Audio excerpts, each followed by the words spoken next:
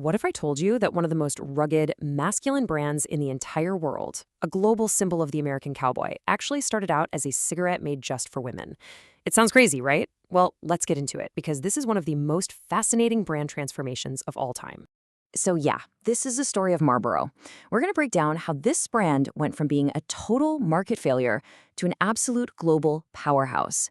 It's really the textbook case of how a company can completely reinvent itself, not by just changing its ads, but by changing the entire soul of its product.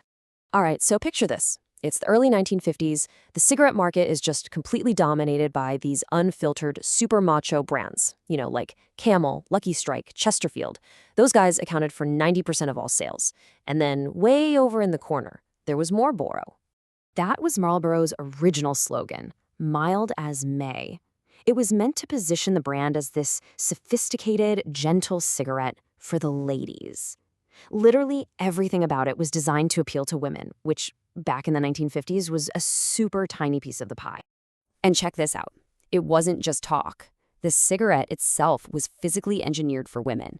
They had this red band around the filter, which they called a beauty tip, specifically to hide lipstick stains. You could even get them in ivory or red tips. This wasn't just marketing. The product itself was feminine, through and through. So how'd that strategy work out? Well, it was a complete and utter disaster. Marlboro had less than 0.25% of the U.S. market. It was practically invisible. The brand was honestly on the verge of just disappearing. But then, in the mid-1950s, something huge happened that turned the entire industry on its head and basically handed Philip Morris the opportunity of a lifetime. What was a crisis for everyone else became Marlboro's golden ticket. So what was this massive change? Well, ironically, the very thing that threatened to destroy the entire tobacco industry, a huge health scare, was actually the thing that was about to make Marlboro a star. So here's the deal. Scientists start putting out these major studies linking smoking to lung cancer. All of a sudden, everybody wants a safer cigarette with a filter. But here's the catch, the paradox. Filters were seen as feminine, mostly because brands like the original Marlboro had pushed them that way. Men were worried about their health, sure, but they were also worried about their image. And right there, Philip Morris spotted this giant, untapped market, the health-conscious man who didn't want to look soft. And Philip Morris's response was just brilliant. They totally reformulated the cigarette with a stronger, more flavorful blend. They got rid of that lipstick hiding tip and put on a masculine cork design.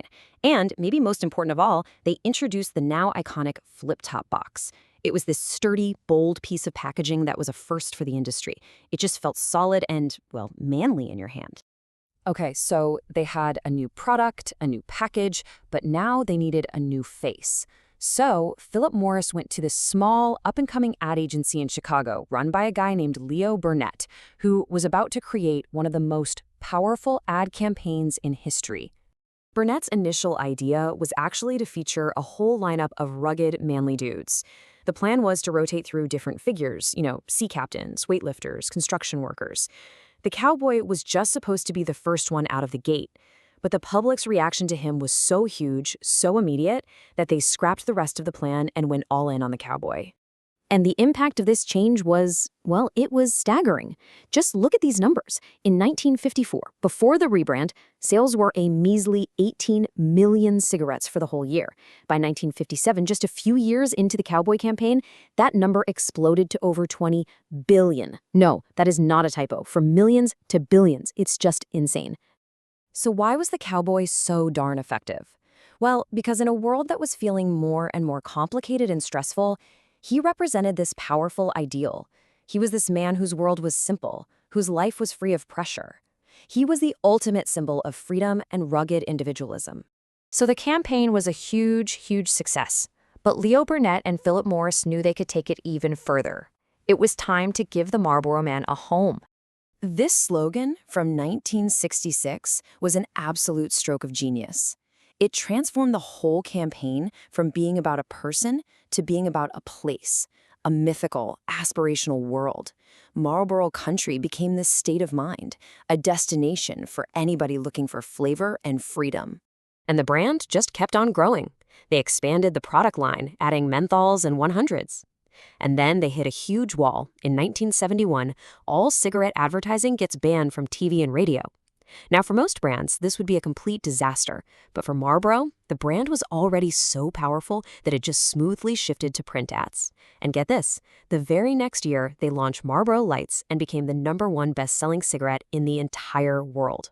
You know, becoming #1 is one thing, but staying there is a whole different ballgame, especially as the rules got tighter and tighter.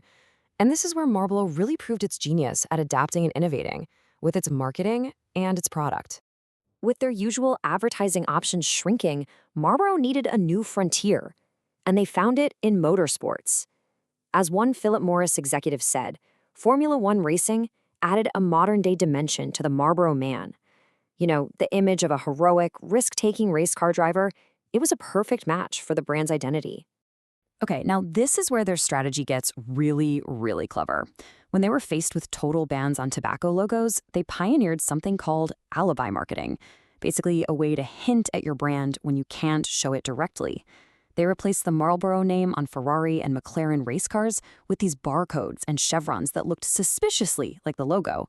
They also pivoted hard to things like loyalty programs, remember Marlboro Miles, and just dominated in-store advertising to keep the brand top of mind. Now, behind all the clever marketing, there were also some product innovations. And one of the most controversial was using ammonia technology in the tobacco. This process, also known as freebasing, makes the nicotine hit your brain way more efficiently. While Philip Morris kept this under wraps for years, some public health experts have since called it crack tobacco because the chemistry is pretty similar to the process used to make crack cocaine. The result of all of this, the marketing, the adaptation, the product engineering, was just total, absolute dominance. By the 1990s, Marlboro wasn't just the #1 cigarette brand, it was considered the most valuable brand in the world, full stop. It was 2.5 times bigger than its nearest competitor. Just massive. So when you look back at this whole incredible history, from mild as May all the way to the Marlboro Man, it leaves you with this really powerful question.